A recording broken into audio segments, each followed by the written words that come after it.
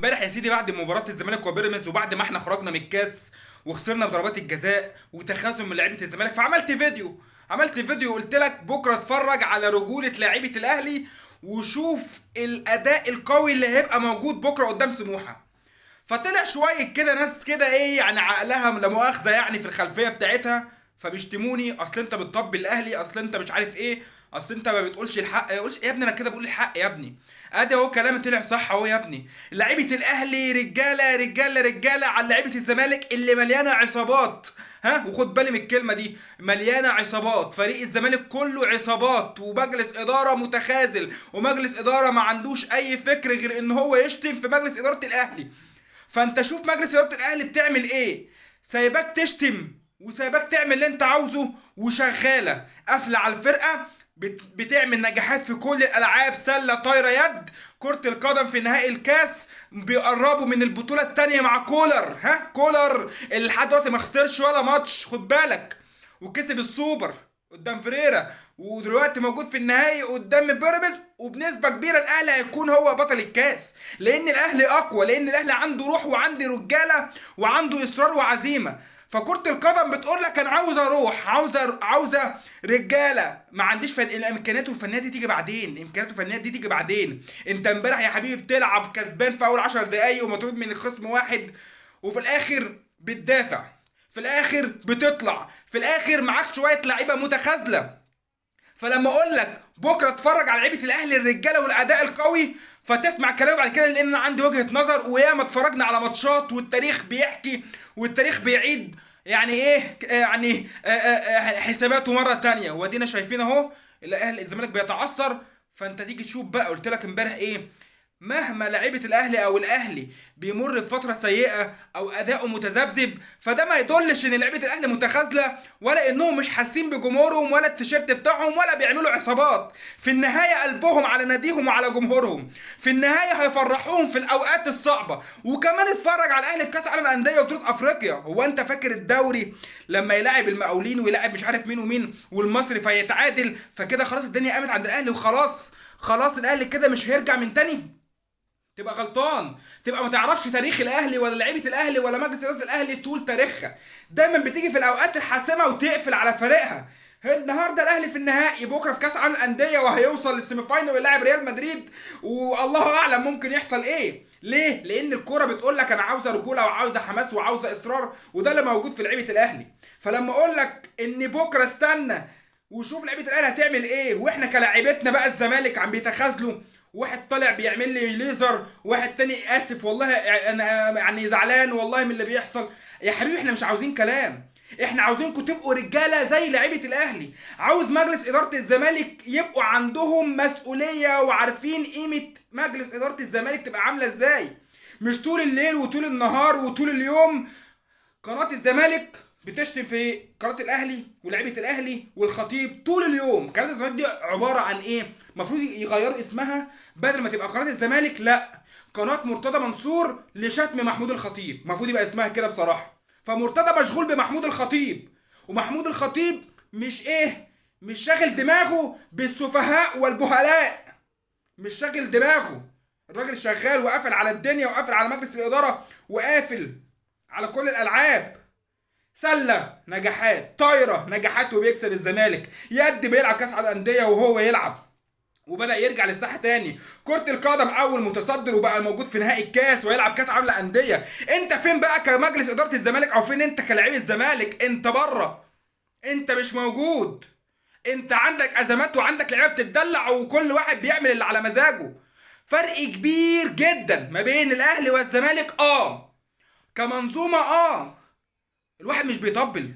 انا كزملكاوي زعلان ومحروم من جوايا على ناديه، ان انا نفسي اشوف ناديه يا عم، مش هقول لك زي الاهلي، بس يبقى في احترام شويه، يبقى ناس بتقدر شغلها في نادي الزمالك وتخدم نادي الزمالك وجمهوره زي ما بنشوف الناحيه التانيه في الاهلي. عاوز اشوف لعيبه الاهلي، سوري لعيبه الزمالك، بقى عندها اصرار وعزيمه طول الموسم. ايه المشكله لما تيجي فتره عليك سيئه مثلا، فانت بتمر بفتره صعبه، ماشي يا عم خلاص، يعني خلاص بمر بفتره صعبه بس ما بخسرش، بس خلاص الدنيا ايه ما مش انهيار، عكس النادي الاهلي. فرق كبير جدا. اما نيجي بقى للمباراه، طولت عليكم في المقدمه شويه، بس زعلان وحرقه دم رهيبه جوايا بسبب اللي بيحصل بصراحه في الزمالك. والحقيقه برضو نفس الكلام في الاهلي. يعني اكيد جمهور الاهلي فرحان باللي بيحصل، وان ناديه بيكسب في كل الالعاب ومجلس اداره محترم ومستقر، فشابوه الحقيقه، تستاهلوا تفرحوا. ولكن النهارده المباراه كهربا، وتعالى لي في نقطه كهربا. زملكاوي، زعلت ان كهربا مشي؟ زعلت، طبيعي جدا، زعلان ومشي بالطريقه دي، زعلان. لكن كهربا لعيب محترم، لعيب تبص له كده تحس ان هو غلبان، سيبك من حركات العيال اللي بيعملها ونينيني ومش نينيني، بس هو غلبان. فعشان كده ربنا كرمه النهارده 2 اسيست وجول، الراجل كسبكم.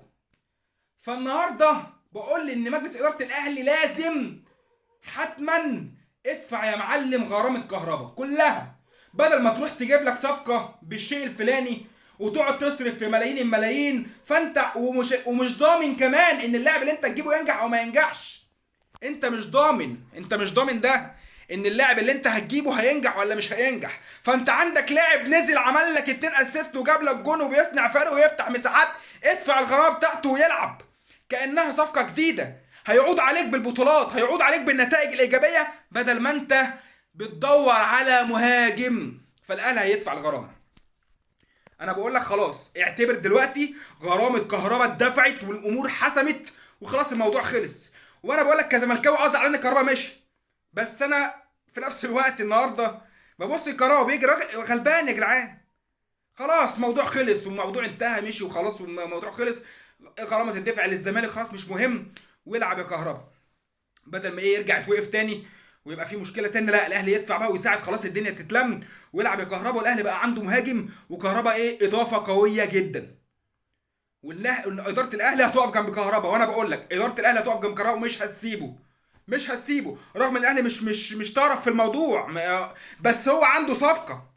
فانا ما ينفعش ان انا اسيب الصفقه دي تروح مني واعيش انا في جو السلبيات اللي موجوده في الفريق. لا، انا عاوز اضيف واعمل سبوت قوي جدا في الحته دي، في الحته الهجوميه. اداره الاهلي بقى بالنسبه الفنيه مع كولر، الراجل ده يا جماعه سويسري. المدربين السويسريين دايما بيتميزوا بالفكر العالي جدا. شوف كولر، فاكر كولر لما قلت لك كولر ده من احسن المدربين اللي دخلوا في تاريخ مصر؟ الراجل جه خد الاهلي، عمل طفره وخد الدوري بفرق 20 نقطه قبل ما يمشي بقى طبعا وموسيماني يجي. الراجل كان فاسح، الراجل رايح لوحده وبيكسب سان داونز رايح جاي وبيوصل نهائي فاينل او نص نهائي قبل ما موسيماني يجي. فمدرب سويسري فاهم. جه كولر بعد ما كان لعيبه الاهلي متذبذبه، عدم ثقه رهيبه ما بين اللعيبه والجمهور، ما بين الجمهور والاداره، مشاكل. الراجل جه لم كل ده دلوقتي في ايده، لم الاداره مع اللعيبه مع الجمهور، حطهم في حاجه واحده بس، هو التعاون. فيلا بينا نتعاون، هو ده بالظبط اللي عمله كولر مع الاهلي.